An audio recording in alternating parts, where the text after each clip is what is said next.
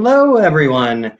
All right. Well, thank you all so much for joining us. This is Left Bank Books Presents Online, New York Times bestselling author Larry Tye, who will discuss his new book, Demagogue, The Life and Long Shadow of Senator Joe McCarthy.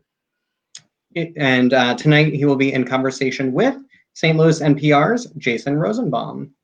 Left Bank Books is St. Louis's oldest independent bookstore, celebrating 51 years this year, this month even. This is our birth month, so happy July. We would like to thank all of our supporters, the supporters of Larry and Jason, and everyone for their outpouring of love for our bookstore. We have adapted to the current situation and are bringing you what you love the most about Left Bank Books. We are offering virtual events. We are offering curbside pickup and delivery to anywhere in the world. We are happy to bring our event series virtual. We believe that events are a way to expand your mind and make the world a better place. We hope that you enjoy this event, and we hope that you support Larry Tye and Left Bank Books by purchasing a copy for you from Left Bank Books at left-bank.com. And Larry has been so incredibly nice to generously offer to personalize your copy of Demagogue that is purchased from Left Bank Books. So if you just leave a note in your online order, we will get the information to him so that he can personalize a book plate just for you or your friend or everyone that you know. It's really up to you. The possibilities are endless.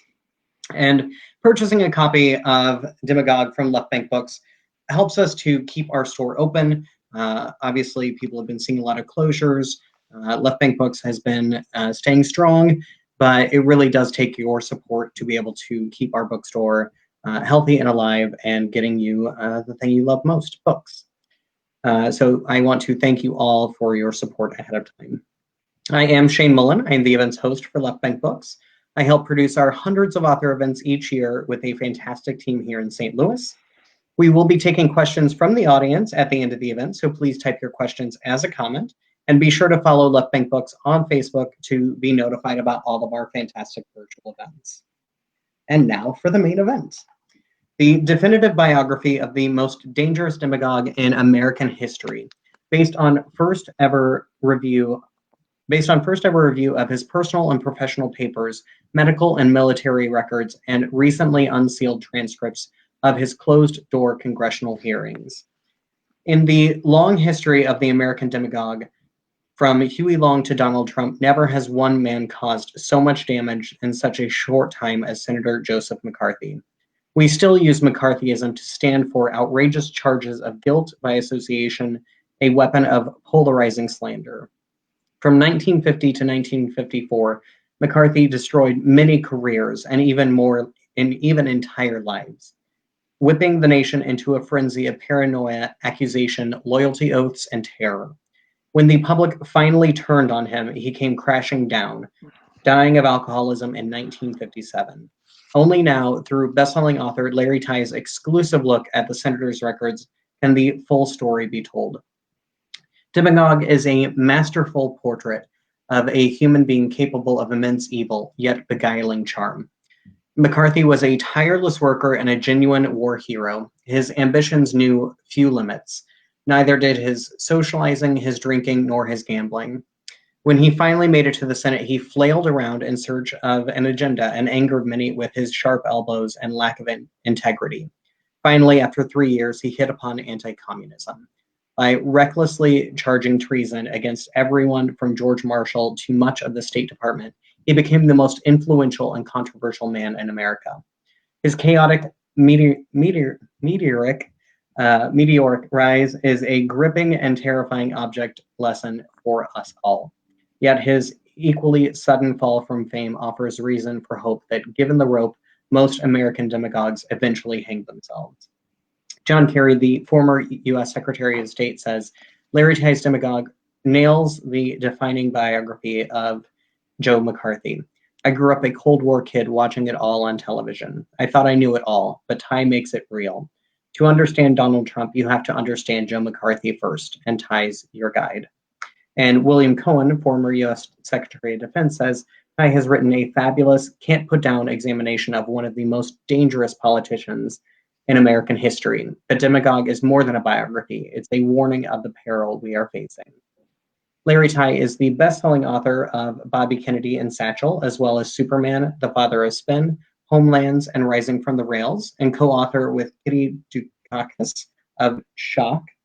Previously an award-winning reporter and national writer at the Boston Globe and a Nieman Fellow at Harvard University, he now runs the Boston-based Health Coverage Fellowship.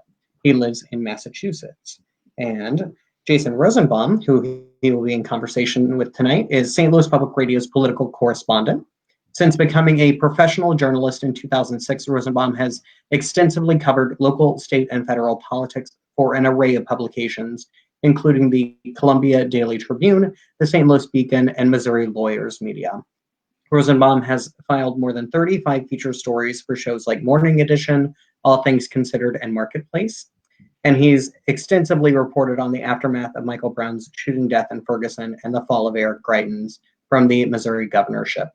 Rosenbaum is an adjunct instructor at Washington University in St. Louis, where he teaches a class on radio news reporting and podcasting.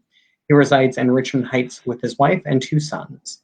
And if everyone watching would like to also start a viewing party, a watch party, you can tell your friends all about this incredible event that is happening right now. And Jason is an incredible conversation partner. I'm very happy to have him as someone very excited about McCarthy, not about McCarthy, about the book. Very excited about the book. Let's put it that way. So I think tonight is going to be a really incredible conversation. Yay! And I think we all will learn a lot tonight. So I will turn it over to Jason and Larry. And if everyone at home would please give them a round of applause. Thank you. Larry, you can hear me okay, right? I can. Thank you. First of all, congratulations on this really tremendous book. And I wanted to start off with a pretty simple opening question.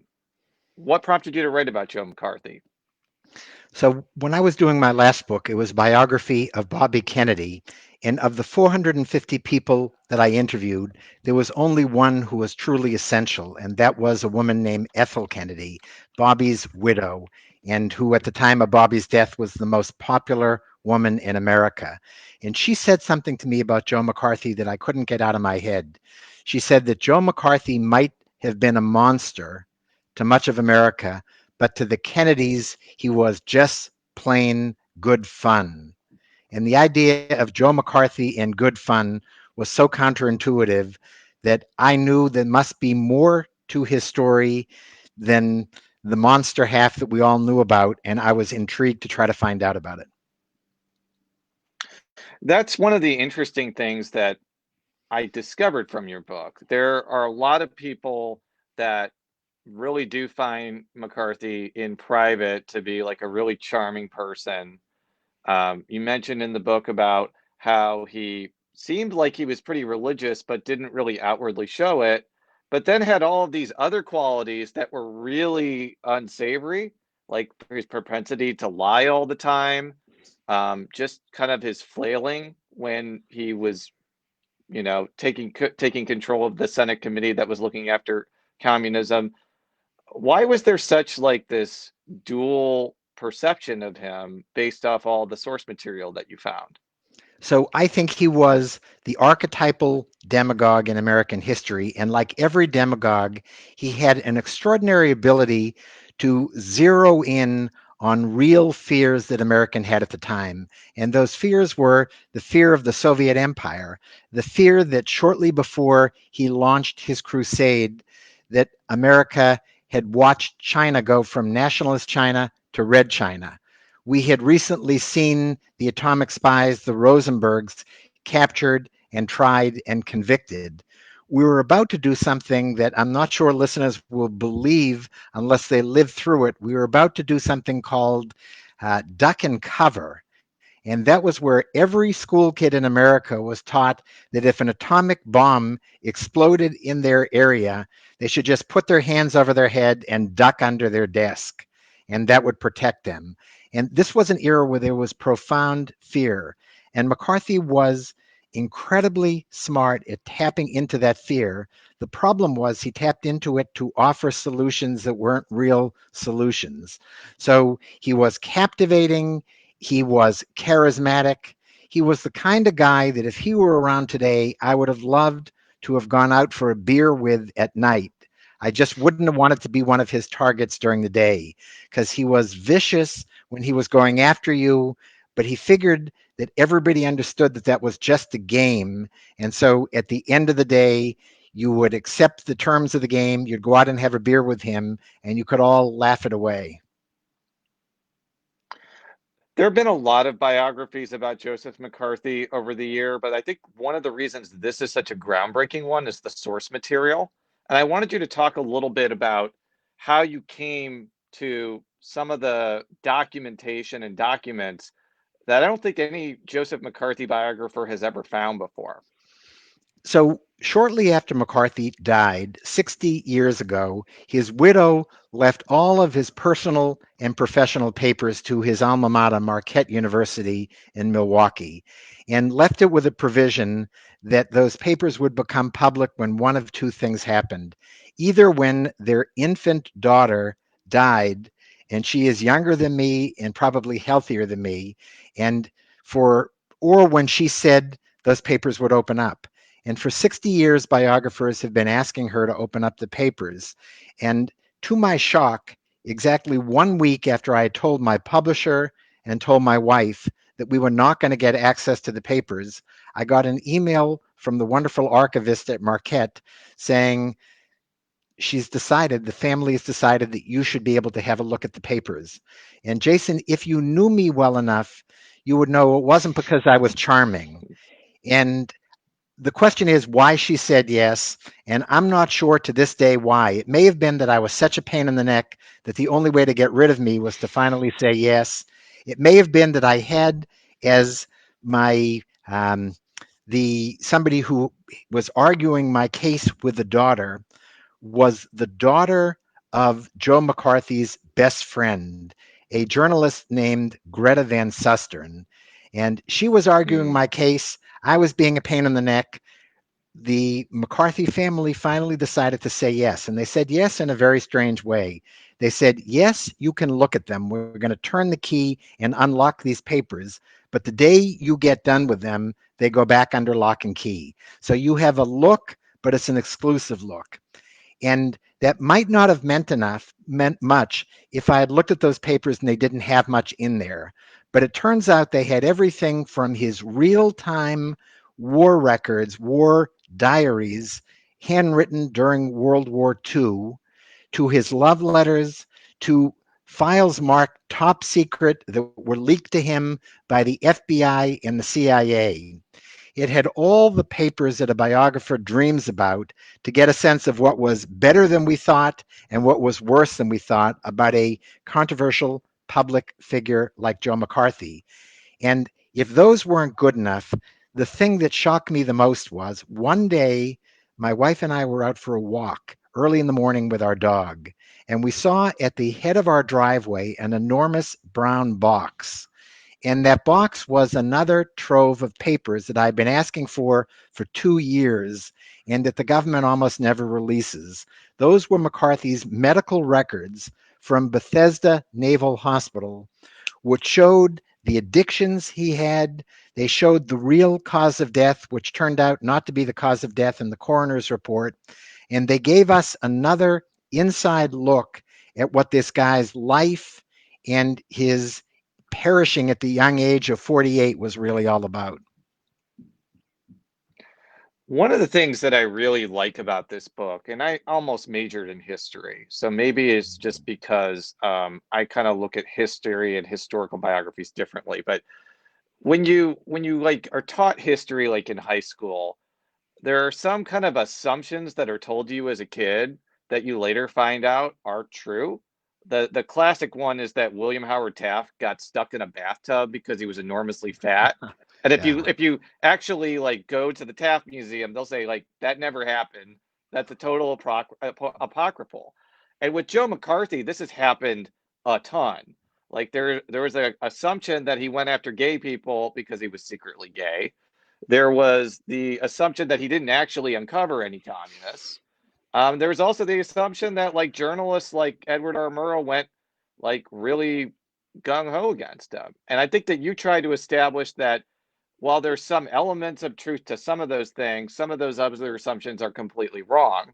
I want you to talk about that because I think that's a lot of why some of the general assumptions about McCarthy kind of get into the public consciousness. And I know that's a kind of an overwrought, wordy way of putting it, but I want you to kind of break that particular phenomenon down. So actually, I think it's a good way, and it shows that you're the master NPR producer. And I want to, if I could tell you two brief stories, I'd like to look at one Sure. assumption about how bad he was that turned out to be wrong, and one assumption that made him look better than he deserved to be. And the bad one was I mentioned that among the new papers that I got to look at were his real-time war diaries. And Joe McCarthy had said when he first campaigned for Senate, he had taken on the moniker Tail Gunner Joe. And he said, I was a World War II hero, and I'm going to come back and do for the state of Wisconsin what I did for the U.S. Marines in the South Pacific during World War II, which is heroic things. And all the journalists who were used to all of his embellishments said, you're a liar, and you were a land-based intelligence officer. You weren't up there flying planes, and you weren't a World War II hero. And that became the accepted version in your history books alongside Taft and his bathtub. They could have had a picture of Tail Gunner Joe and made fun of him. An entire NBC hour-long documentary was called Tail Gunner Joe, and it was not saying it in a favorable way. It was making fun of him for taking on that moniker. Well, we now know from his diaries and from letters in his files from his comrades in arms in the Marines that while he was officially a land-based intelligence officer, he volunteered for missions to fly planes. He often was back there as a tail gunner. He came under fire, and he didn't have to put himself at that kind of risk. So one of the lessons of this is if you lie often enough, when you're telling the truth about as important a chapter in your history is whether or not you were a hero in the Marine Corps, people aren't going to believe you. And I'm here to tell you he was a hero. But I'm also here to tell you a second story, which is when he launched his campaign, his crusade against communism, which is why we're here 70 years later talking about him, that he was a bit of a fraud from the very first moment. And that moment was in Wheeling, West Virginia on February 9, 1950, on what was known as the Lincoln Day Dinner. Republicans all across America celebrate their patron saint, Abe Lincoln's birthday. And if you're a prominent Republican, you get invited to cities like St. Louis and Boston, Washington and New York. If you're Joe McCarthy, a backbencher who looks like he will never serve more than one term in the Senate, you get invited to somewhere like Wheeling, West Virginia, which is where he went for that Lincoln Day dinner. He showed up there with a briefcase that actually had two speeches in it. One speech was on a topic that he knew something about, which was national housing policy, but it was a snoozer of a speech. And had he delivered that speech that night, Jason, you and I wouldn't be here tonight, 70 years later, caring about Joe McCarthy. But instead, he reached into Nope. his briefcase and he pulled out the second speech. And that was a barn burner of a speech on a topic that he knew nothing about, which was the idea of spies being rooted throughout the US government. It was a speech that he probably had never read before that night. And he held up in his hand that night a sheaf of papers and said, I have in my hand here a list of 205 spies in the US State Department. They're people that President Truman should have known about. He should have rooted out, and I'm going to count them and name them. Now, we now know, and I could see from the records that were in his files, that whatever he had in his hand that night, it sure as heck wasn't the list of 205 spies. And if there were spies still in the State Department, Joe McCarthy was the last person who would have known about him. It was correctly, I think, said about him that he could have been dropped in the middle of Red Square on May Day and not recognized a communist. And so if he was a real wartime hero, he was certainly not a crusader who knew how to root communists, how to identify them and root them out of our government. So I want to continue on that Wheeling, West Virginia speech because, according to your book, Joe McCarthy sent a telegram to President Harry Truman basically saying, you better get on this communist problem in the State Department. I'm paraphrasing. That's not exactly what he said. Pretty But what I close. am going to say verbatim, because Truman's response is just remarkable here. This is the first time in my experience, and I was 10 years in the Senate, that I've ever heard a senator trying to discredit his own government around the world. I am very sure that the people of Wisconsin are extremely sorry that you are represented by a person who has such little sense of responsibility as you have. So I know a lot about Truman because I'm a Missouri-based reporter. There's actually a lot of parallels about how Truman was able to get involved in politics because he was a war hero in World War One, and then he went to local office, and then he became a senator, which is basically what happened with McCarthy. Not exactly. Can you delve into why Truman and McCarthy disliked each other so much, especially since, at least on its face, both of them seem to have a common enemy in Russian communism, but they seem to just not like each other very much. So I want to say one thing about the telegram that you read from Harry Truman. He never sent that, and that was a brilliant and incredibly strongly worded, but his staff convinced him not to do it. Truman's instinct, Oh, buck stops here, Harry Truman, was to point a finger and say, McCarthy, you're a fraud, and he was right. And but on the other hand, Harry Truman, as you point out, was an anti-communist. Harry Truman launched a loyalty program which had every one of 5 million employees for the federal government and applicants for jobs in the federal government go through a program that he said was required because it was a way of taking the teeth out of the anti-communism of people like Joe McCarthy. I think that in a way, a more legitimate thing to have called the red baiting campaign that Joe McCarthy called, that ended up being known as McCarthyism, might have been calling it Trumanism, because Truman arguably did something as irresponsible in going after communists, assuming that everybody in the government was in a way guilty, and the idea that everybody had to go through a loyalty check, to me, was a step too far. But I think Harry Truman and Joe McCarthy really despise one another because, having just said some critical things about Truman, I think Truman was an extraordinary stand up guy. He was a down to earth guy. He resented phony populism. He was probably a much more legitimate populist than Joe McCarthy ever was. He resented Midwesterners who played on those roots to attack Eastern elites and establishments.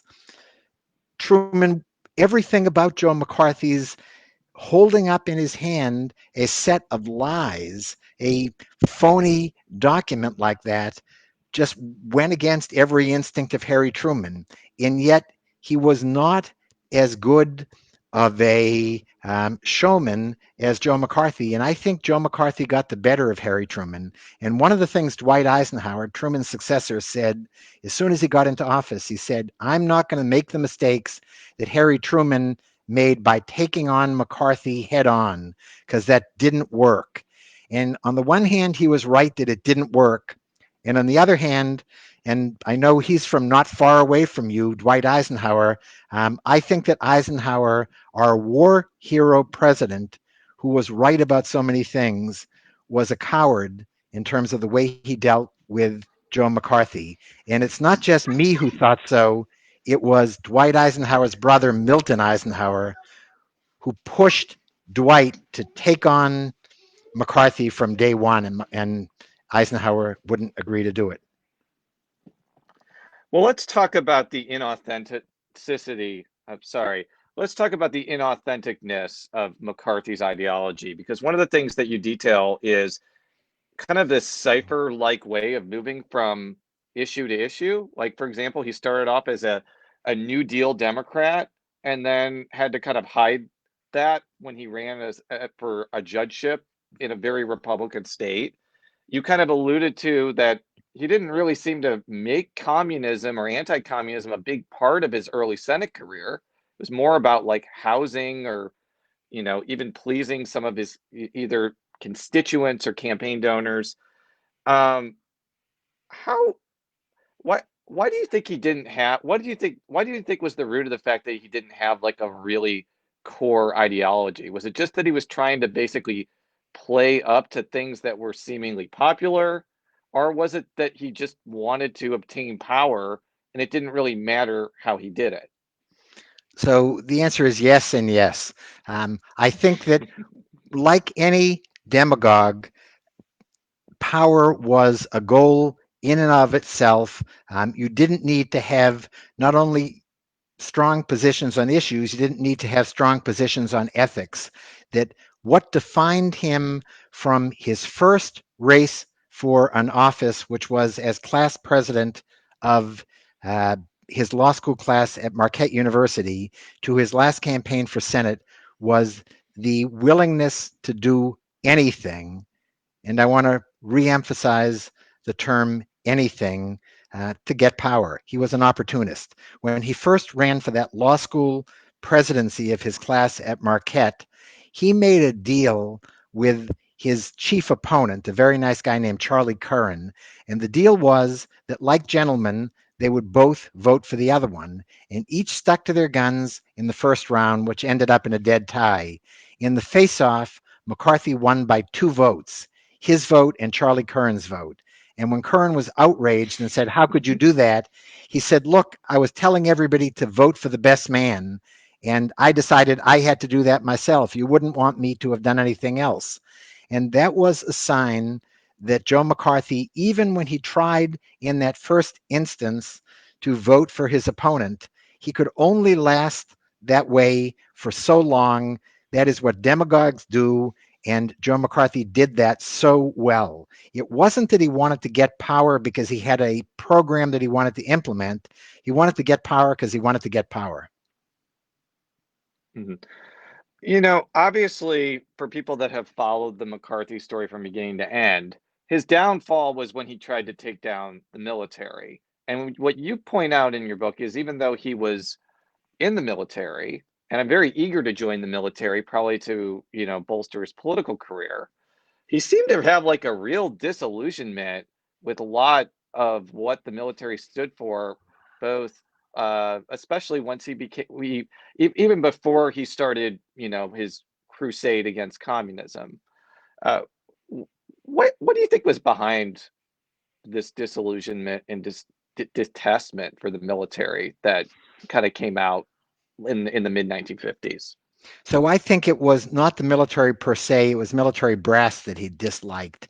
And he wrote Hmm. really cynical notes about how incompetent the people who were guiding the war effort were during World War II. We see from his diaries that he was incredibly candid and incredibly disparaging.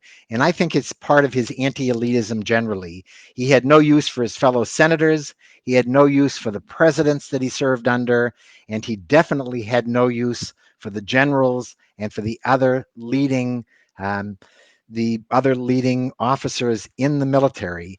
And that's why it made it so easy for him in his last big campaign. He had already taken on the State Department, he had taken on the government printing office, he had taken on the Voice of America, and he had pointed to supposed spies in the White House.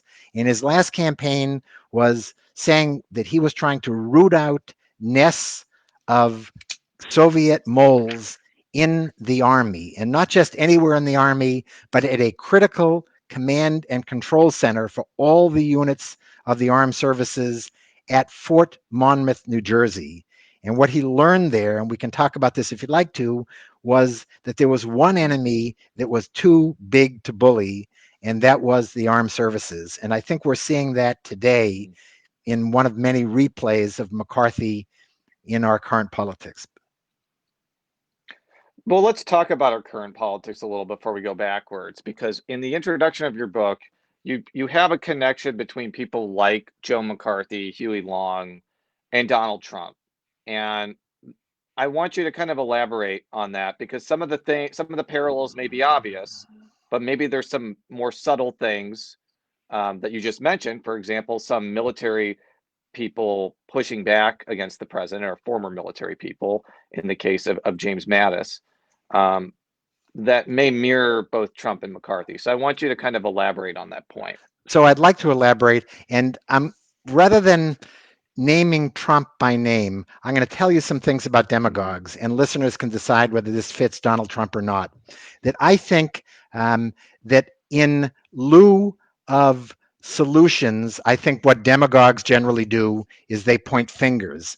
When they aim a wrecking ball at their assailants and one of their manufactured enemies, one of their manufactured charges is proven hollow, the very next day they lob a fresh bombshell. When the news is bad, they blame the newsmen. If they can't charm them, they blame them. I think that if I could, I'd love to read you what I think is the most interesting quote Mhm. from the 2016 Donald Trump campaign, the one that in my mind is most memorable. And that was when he told his supporters as he was running for the White House, I could stand in the middle of Fifth Avenue and shoot somebody and I wouldn't lose any voters. And that to me was an incredibly dramatic statement.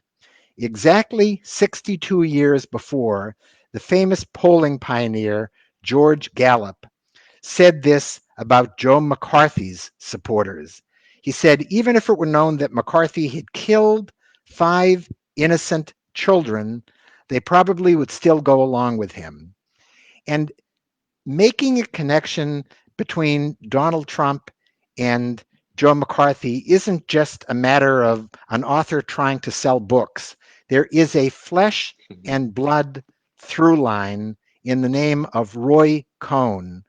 Roy Cohn Mhm. was Joe McCarthy's protege, a very smart and very arrogant lawyer from New York that McCarthy hired as his chief of staff.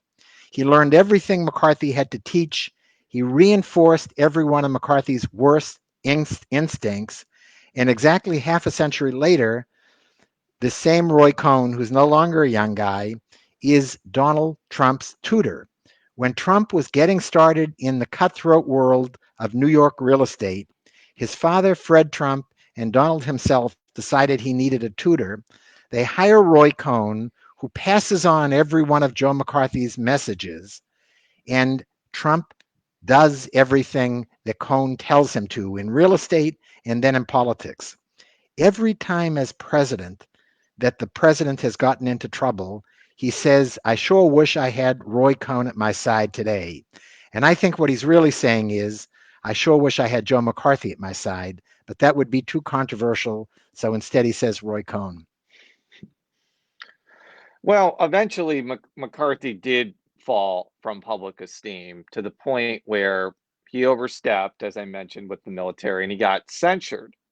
And that's been kind of the general end of the McCarthy story for a lot of like contemporary historical um, visions of him. But he was still in the Senate for 2.5 years after that, and his health started to decline. I want you to talk a little bit about, was the censure that we talk about is so definitive really that definitive? And what happened after his fall from public esteem?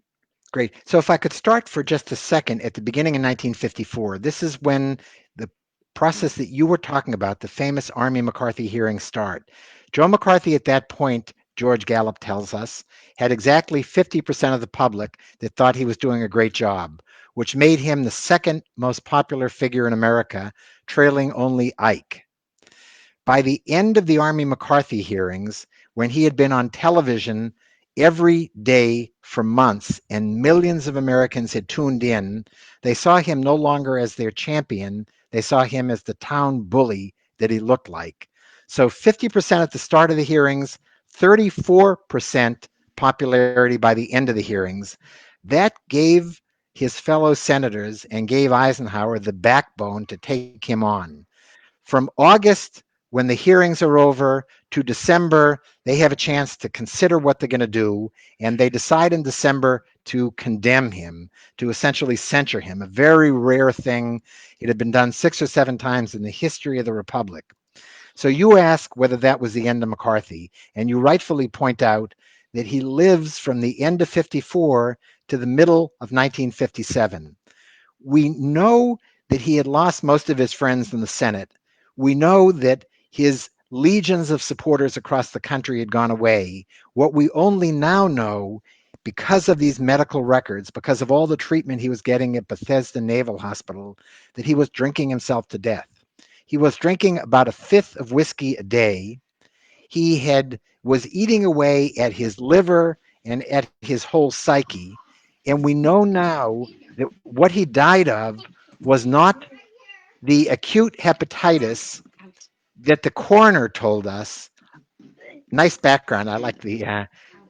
We know now that Sorry, this is no. It's good. We know this is one of the realities of doing this at home. Both of at my home. kids broke in. Yeah, So continues. I'm sorry about that. we know now that he died of the effects of alcoholism, and it was too controversial to say that back then, and they didn't want to embarrass his family because alcoholism carried with it a stigma. But I think it would have done the country some good to know that alcoholism was a problem for its leading political figures and that it could kill them. And that is what it did to Joe McCarthy. Having said that, his career seemed over at the end of 54 and he died in 57, as we know well today, he may have died in 57, but McCarthyism is alive and well. And he became the archetype for every bully that followed, be he George Wallace or David Duke or anybody who's around today. Before I throw it to Shane, so you can answer some audience questions, I've noticed that there's been attempt primarily among more conservative commentators to rehabilitate Joe McCarthy, which is not an unusual thing. Like, I've seen people try to make arguments that unpopular historical figures were not actually that bad, and that, popular historical figures are actually bad. Like, 20 years ago, we all thought Woodrow Wilson was like a top 5 president, and now everybody has realized what a garbage human being he was and what a terrible president he was. Um, but it seems to me from reading your book that there may have been some redeeming personal qualities to him, but the unredeeming aspects of his personality and his actions are just so overwhelming that that case is a pretty weak one. So it's a two-part question. What do you make of some of the attempts to resuscitate McCarthy's esteem over the past couple of decades? And are there any redeeming qualities about him that are redeeming? Sorry, that's a redundant Sure. question, but I'd like you to touch on both of those things. Sure. So there are redeeming things about him. He was a war hero, as we discussed. He was a guy that I'd want to go out and have a drink with because he had this charming side to his personality. My book was neither an attempt to bury him nor to resurrect his reputation.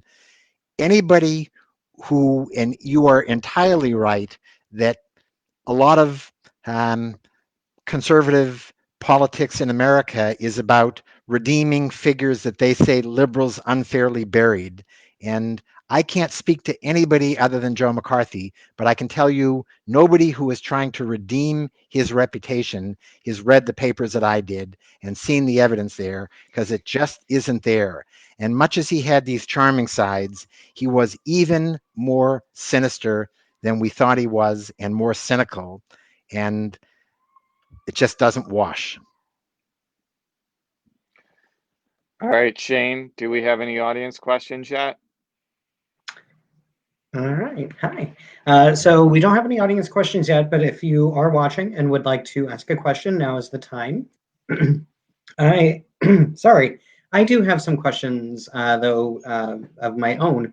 And a lot of what I, as like part of my queer studies courses in college, um, obviously the impact from McCarthy on the way that queer life had been before him and was beginning to go was severely impacted by him and his crusade. Why do you think because I mean, obviously communists, and that was kind of what a lot of the focus of what he was doing was. Well, why do you think he also focused on homosexuals? So I want to answer that by partly talking about what he was doing in terms of his gay bashing campaigns and partly what he was doing generally. And I think he focused on gays for the same reasons he focused on Reds, and for the same reasons I argue in the book that he was an anti-Semite. I think he went after every vulnerable group that he could. There was a lavender scare before Joe McCarthy, but he gave it a persona, the same way he did the anti-communist movement, that he became the patron saint for gay bashing. And I think that it was total cynicism. And the only thing more cynical than Joe McCarthy going after gays was Roy Cohn, his aide and sidekick who was gay, being the biggest gay basher of all. And I think that some people have suggested that it was because McCarthy himself was gay and this was a way as a fig leaf, sort of if you point fingers, fingers won't be pointed back at you. I don't have any evidence of that, and I sure don't want to get involved with McCarthy's kind of smearing. I would just say that if there was anybody in America who was vulnerable. What McCarthy said in going after gays was that if you were gay and you served in a place like the State Department, that you were subject to blackmail, that the Soviets could come along and say, I am going to out you unless you cooperate with me and spy for me.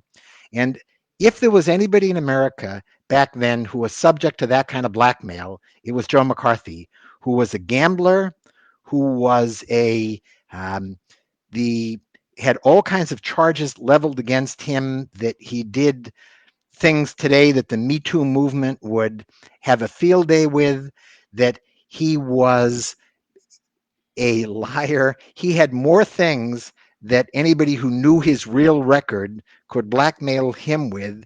And I think it was just cynicism. And I'm sorry it's a long winded answer, and I wish I had a better answer, but nobody needed an excuse in those days to be anti gay, to be anti red, to be anti Semitic.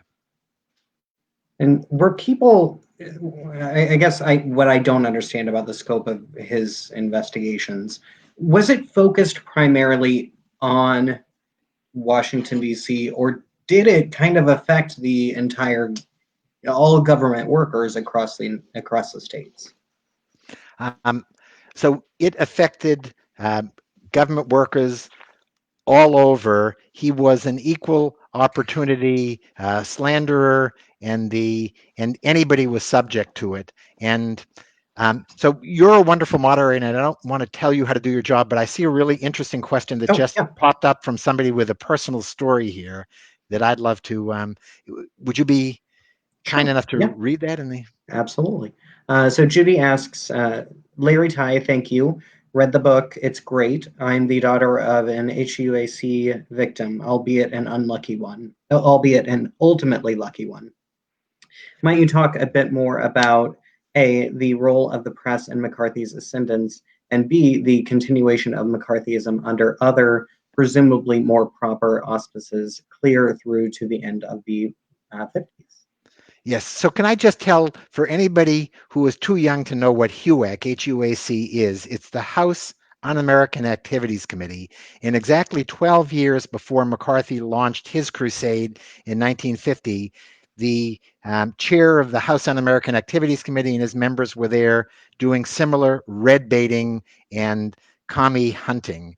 And they did it a bit more successfully because everybody did it a bit more successfully than Joe McCarthy. There were some 24-carat communists around the government then, and most of them had been weeded out long before Joe McCarthy got there.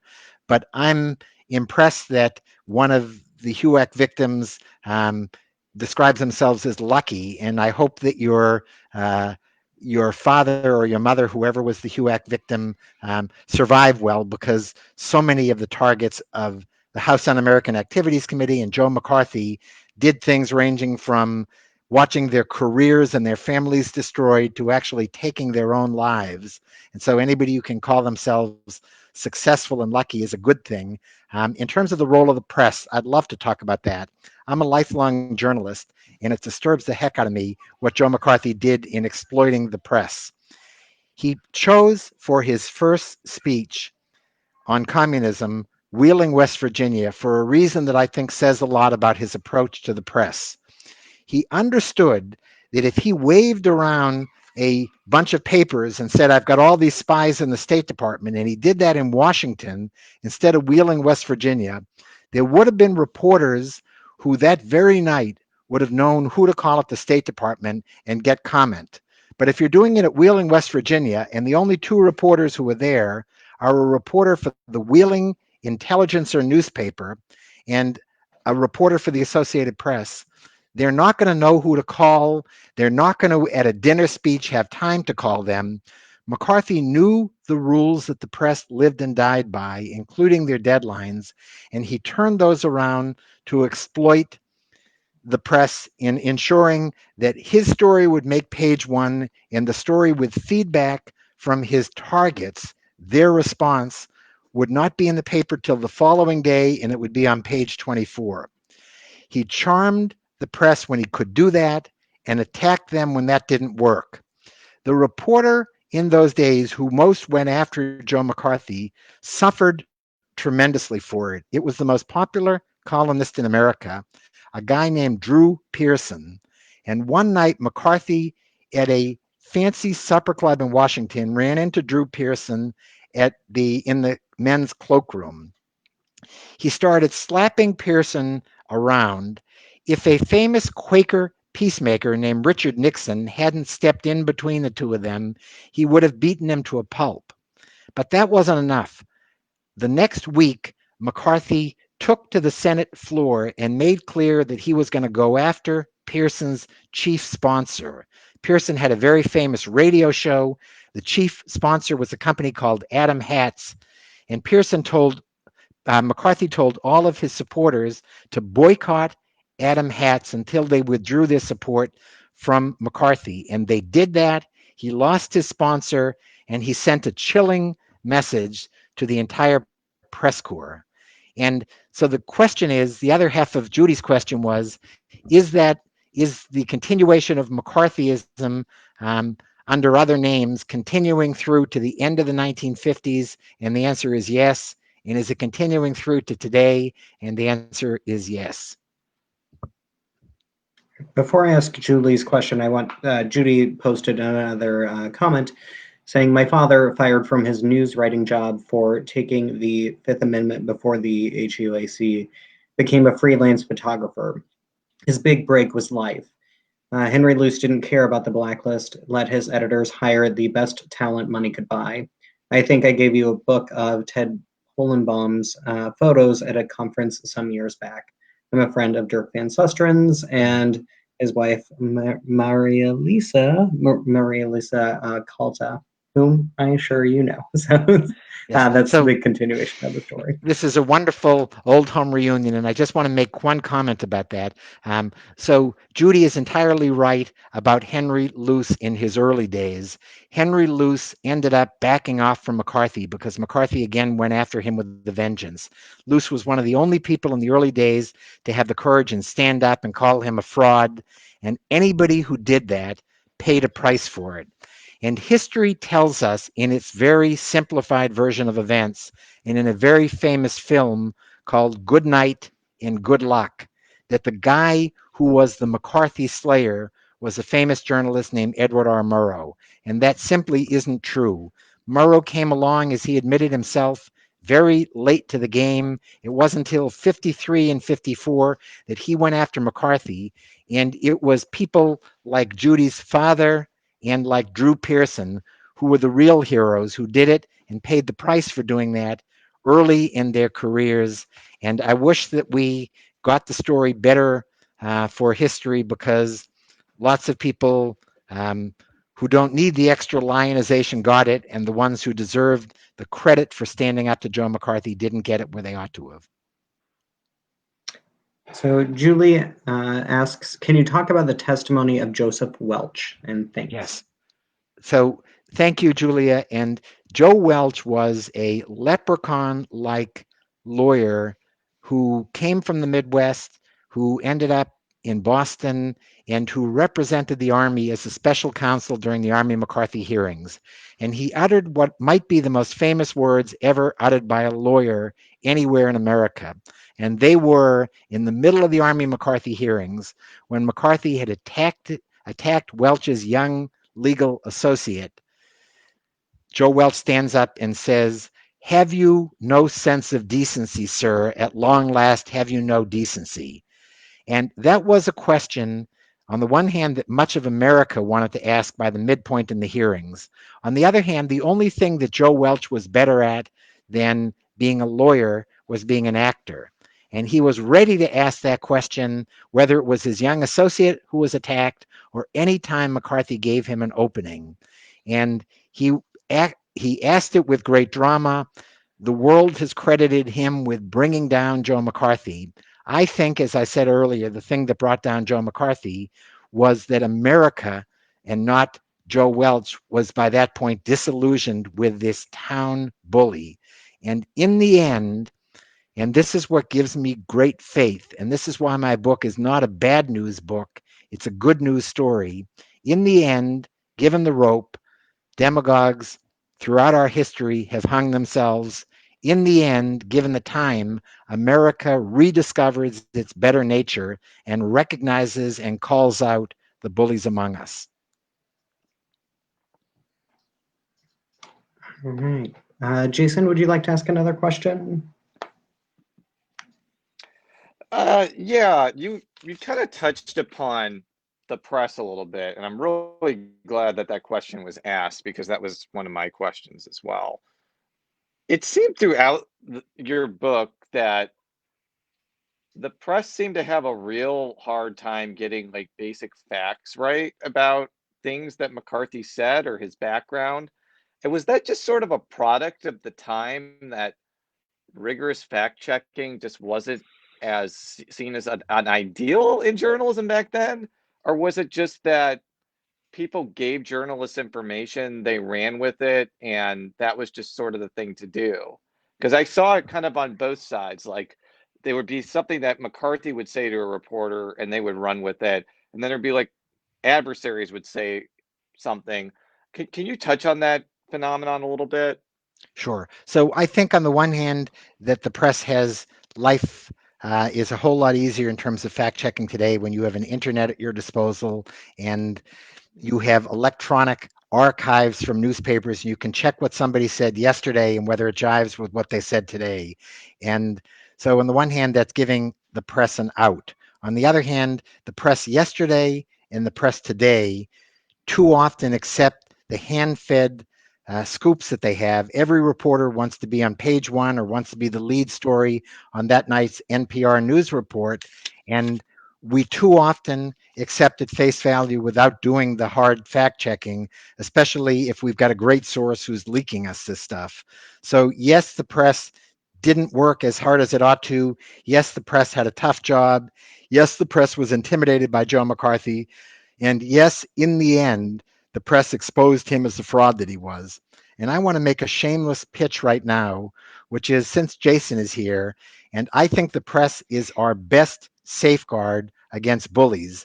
And my pitch is public radio depends on public support. So after you buy the book from Shane's wonderful bookstore, make a donation to NPR or for whatever Missouri Public Broadcasting is called, because if you want to root bullies out of America today and anytime, it's journalists like that. And these days, it seems like NPR is one of the last great news organizations standing. Well, I appreciate you saying that. St. Louis Public Radio, by the way. And the other amazing thing about your book was just how journalists could like travel around the country back then, and there were like 10-part series on McCarthy because it just seemed like resources were a lot more abundant back then. I would have I would have to make a case to travel to Sedalia, Missouri from St. Louis Good. at this point. So in So some ways I'm a newspapers, little jealous of those. Yeah, so continue. newspapers had money then, and they were like gold mines. They essentially had all the advertising from a community, and they had money to send reporters anywhere. And one of the best series, one of my favorite series, and I can't remember whether it was 17 parts, but ungodly number, was in the New York Post, which was a great newspaper back then. And the series was called Smear Incorporated. And it was the Joe McCarthy story.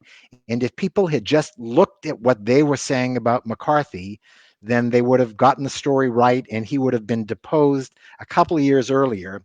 We now know from his private archives that he was following very closely and had a file on the reporters who were writing that series. He had every enemy that he had ever picked out, be they politician, be they community leader, or be they journalist. He had a file of smears ready to go, and he had an FBI and a CIA ready to leak him dirt on those people. I have one final question for myself that I think might be of interest to the listeners as well.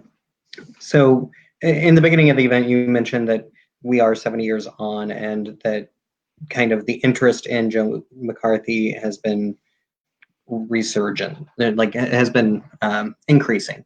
And do you think that over the course of history, will people continue to look at Joseph McCarthy as an example of a demagogue, or will he be overshadowed by some other examples in history?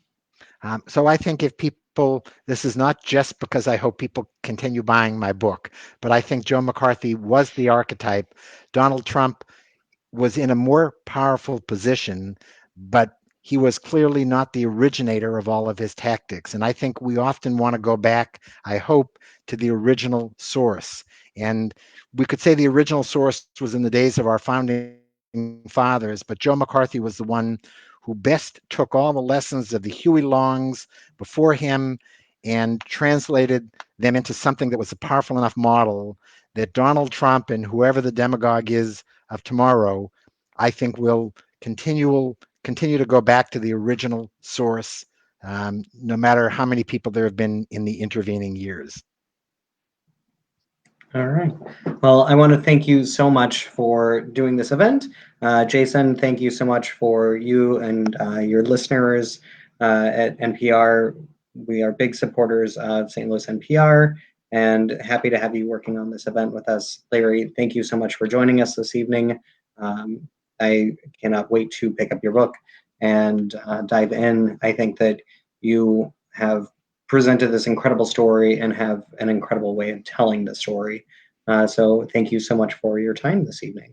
So thank you, Shane, for pulling it together. If you buy the book, buy it from Left Bank. And if you want a personalized signature, just let Sean know when you order your book.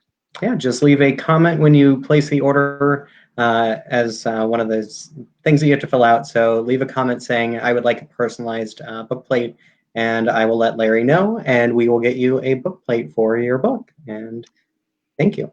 Thank you. Bye-bye, both of you. Bye-bye.